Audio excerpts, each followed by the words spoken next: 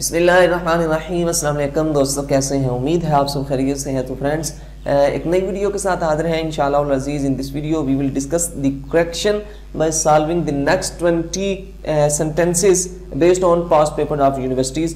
तो इससे पहले मैंने 3 वीडियोस के अंदर प्रैक्टिकली सेंटेंसेस पास्ट पेपर से जो लिए गए हैं डिफरेंट यूनिवर्सिटीज़ के, वो आपके साथ शेयर किए। और उससे पहले रूल्स की कंप्लीट सीरीज जो है वो मैंने आपके साथ शेयर कर दी है। आप में से काफ़ी दोस्तों ने वो देख भी ली है और काफ़ी दोस्तों का जो है वो पॉजिटिव रिस्पांस भी आ रहा है। और इंशाअल्लाह अज़ीज़ मैं आपके साथ काफ़ी सारे प्रैक्टिकली जो है वो सेंटेंसेस शेयर करूंगा। और अगर वो आपने वीडियोस नहीं देखी, इस वीडियो पे नए हैं, तो सबसे पहले इस चैनल को सब्सक्राइब कर लें, नीचे रेड बटन को क्लिक कर लीजिए, साथ बेल आइकन को प्रेस कर लीजिए। और वो वीडियो अगर आपने नहीं देखी तो इस चैनल की प्लेलिस्ट में जाके करेक्शन के नाम से एक प्लेलिस्ट है, वहाँ पे आप जाके देख सकते हैं। अदरवाइज यहाँ पे ऊपर थोड़ी देर बाद लिंक एक आएगा, जो पहले नंबर पे लिंक आएगा या आ रहा होगा, वहाँ पे आप क्लिक करके भी उस प्लेलिस्ट में जाके कंप्लीट इसको वॉच कर सकते हैं। पहले रूल्स को वॉच कीजिए, इतने ज़्यादा लंबे नहीं है, 6 से 7 वीडियोज़ हैं, उन्हें वॉच करें। एंड देन इन तमाम प्रैक्टिकल एग्जाम्पल्स को वॉच करें इंशाअल्लाह अज़ीज़। किसी किस्म का भी आप एग्ज़ाम अगर अटेम्प्ट करने जा रहे हैं, एग्ज़ाम देने जा रहे हैं, तो इंशाअल्लाह अज़ीज़ करेक्शन का आप में कोई मसला जो है आपको नहीं आएगा। तो स्टार्ट करते हैं। फर्स्ट जो सेंटेंस है वो है we won the match by an inning. तो ये कुछ वर्ड्स आपके साथ मैंने शेयर किए थे कि कुछ वर्ड्स जो हैं वो प्लूरल फॉर्म में यानी एस के साथ ही यूज़ होते हैं, सिंगुलर भी उनका एस के साथ ही यूज़ होता है।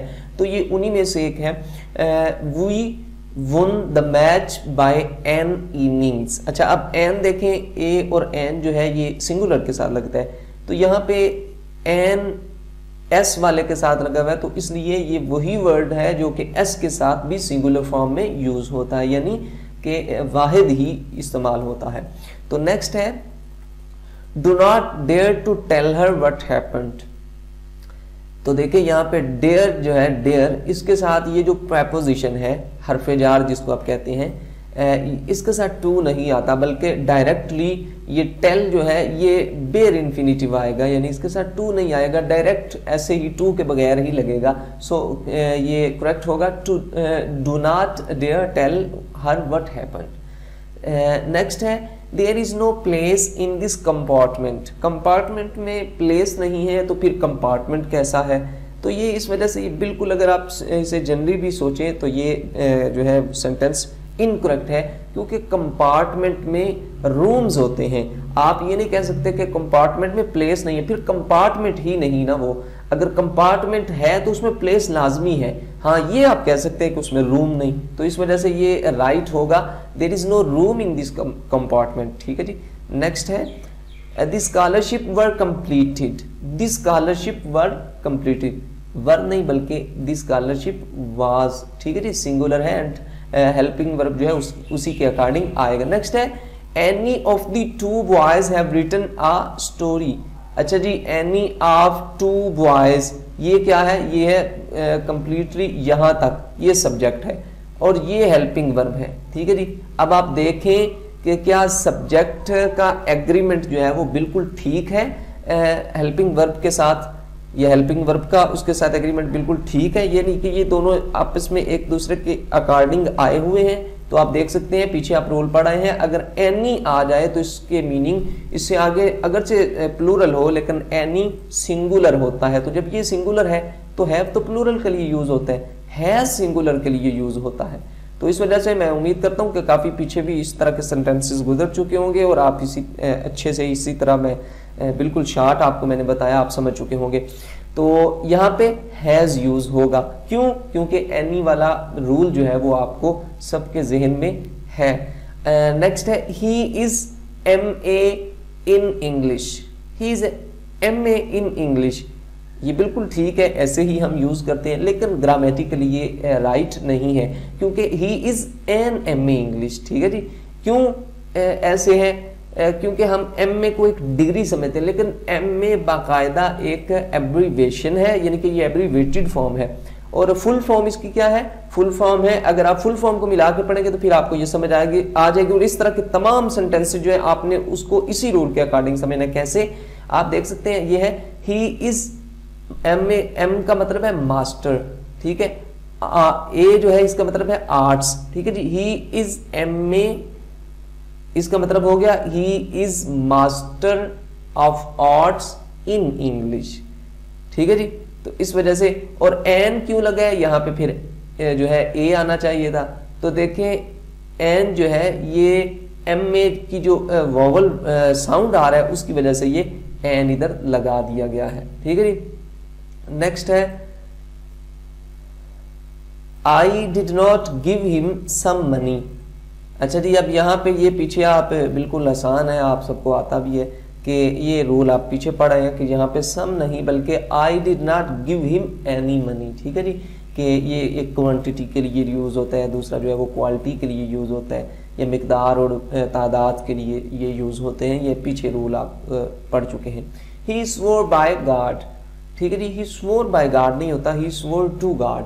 Late you and I go to the river. अच्छा जी, देखें लेट के बाद यहाँ पे यू है और यहाँ पे आई है, यानी ये प्रोनाउंस यूज हो रहे हैं, लेकिन इनका यहाँ पे रूल क्या है, लेट के बाद रूल ये है कि अगर कोई प्रोनाउन सब्जेक्ट के तौर पे आता है, यानी कोई भी प्रोनाउन आता है लेट के फौरन बाद, तो वो ऑब्जेक्टिव केस में आता है, यानी मफूली हालत में आता है। लेकिन यहाँ पे आई जो है ये सब्जेक्टिव केस है, सो इस वजह से ये इनकरेक्ट है। अगर आप इसे ऑब्जेक्टिव केस कर दें तो ये राइट हो जाएगा। सब्जेक्टिव ऑब्जेक्टिव केसेस क्या हैं, जो पीछे से वीडियोस देखते आ रहे हैं उन्हें तो कंप्लीटली पता चल चुका होगा। मैंने 2 से 3 इससे भी बल्कि ज़्यादा जो है वो इसको इतनी दफ़ा जो है वो मैंने रिपीट भी किया और आपको समझाने की कोशिश भी की है। तो अगर आपने वो नहीं देखी तो पीछे रूल्स लाजमी देख लें, तभी आप इनको अच्छे से करेक्ट कर सकेंगे। अदरवाइज एक एक सेंटेंस पे अलहदा से और अगेन एंड अगेन रूल को जो है वो रिपीट किया जाए तो इससे जो है जो पीछे से देखते हुए आ रहे हैं उनके लिए जो प्रॉब्लम होगी और बोरिडम का जो है वो एक सबब बनेगा। तो इस वजह से अगर आपने रूल नहीं देखे तो आप पीछे जाके देख सकते हैं, अदरवाइज वीडियो काफ़ी लंबी हो जाएगी। His mathematics are weak. अच्छा जी, यहाँ पे देखें मैथमेटिक्स के आगे एस लगा हुआ है और ऐसे ये जो है देखने में आता है कि जैसे ये प्लूरल है यानी जमा है, लेकिन ये जमा नहीं, क्योंकि काफ़ी सारे वर्ड्स ये आपके साथ उन रूल्स में शेयर हो चुके हैं कि उनके साथ एस भी लगा हुआ हो। जैसे एक रूल ये है कि ICS जिसके आखिर पे हो वो सिंगुलर होता है, ठीक है जी। तो यहाँ पे ये ICS है तो ये सिंगुलर होगा, जब सिंगुलर है तो फिर आर ये तो प्लूरल के लिए होता है तो सिंगुलर के साथ इज आता है, सो इज लगाएंगे तो ये ठीक हो जाएगा। नेक्स्ट है if I warn him I would not obey, ठीक है जी, ये बिल्कुल इनकरेक्ट है। If I warn him he would not obey. Next है little money is better than none, none, ठीक है जी। ये बिल्कुल इनकरेक्ट है क्योंकि इसमें कहा जा रहा है कि थोड़े पैसों का होना ये बेहतर है पैसों के बिल्कुल ना होने से।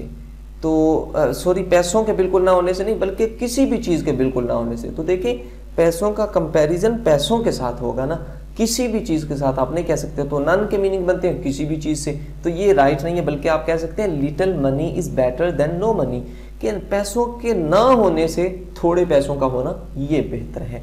सो नेक्स्ट क्वेश्चन है जी, नेक्स्ट सेंटेंस है I am getting late from college. From college नहीं होगा बल्कि फॉर कॉलेज, ठीक है जी। नेक्स्ट है he is the strongest and hard working boy of the class. He is the strongest and most hard working, यहाँ पे सिर्फ हार्ड वर्किंग है। क्यों ऐसे? क्योंकि देखें द स्ट्रॉन्गेस्ट जो है ये सुपरलेटिव डिग्री है, डिग्रीज भी पीछे कंप्लीट हो चुकी हैं, मैंने बता दिया आपको, वो भी वो रूल्स में सब कुछ डिस्कस हो चुके हैं, ये हम प्रैक्टिकल करने जा रहे हैं।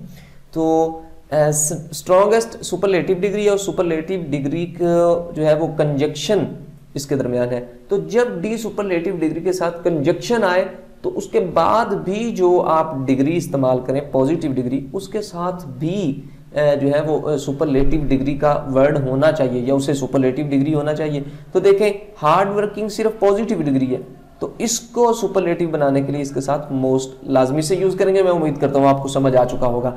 नेक्स्ट है at last he reached in the garden, लेकिन इन द गार्डन नहीं होगा बल्कि at last she reached the garden, ठीक है जी।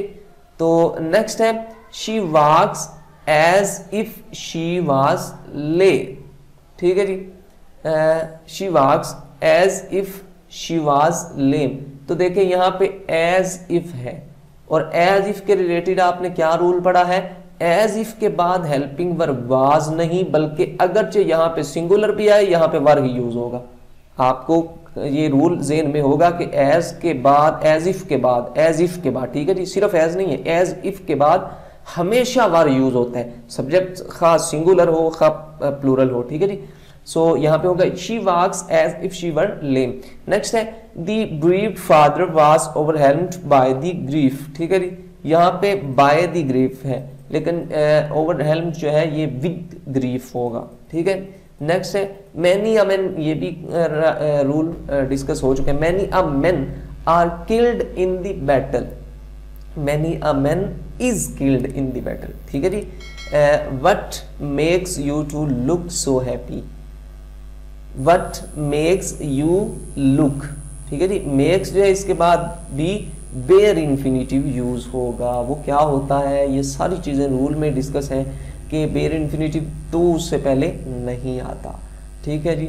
नेक्स्ट है I admitted my brother into school, मैंने अपने, अच्छा एडमिटेड का मतलब होता है दाखिल होना, दाखिल हुआ, एडमिटेड दाखिल हुआ, आई एडमिटेड मैं दाखिल हुआ, एंड आगे यूज कर रहे हैं माई ब्रदर मेरा भाई।